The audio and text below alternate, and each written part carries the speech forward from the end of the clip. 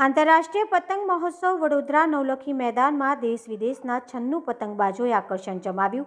પણ વડોદરા શહેરમાં આંતરરાષ્ટ્રીય પતંગ મહોત્સવ શહેરના નવલખી મેદાન ખાતે આજે ખુલ્લું મૂકવામાં આવ્યું હતું. આ પતંગ મહોત્સવમાં 12 દેશના 38 અને દેશના 5 રાજ્યના 13 પતંગબાજો સહિત રાજ્યના પતંગબાજોએ ભારે આકર્ષણ જમાવ્યું હતું. પતંગ મહોત્સવમાં Japan, Korea, Egypt, Columbia, France, Mauritius, Mexico, Philippines, Romania સહિત 12 દેશોના 38 વિદેશી પતંગબાજોએ સાથે વડોદરા, ગુજરાત અને દેશના જુદા જુદા રાજ્યના 45 મળીને કુલ 96 પતંગબાજોએ ભાગ લીધો હતો.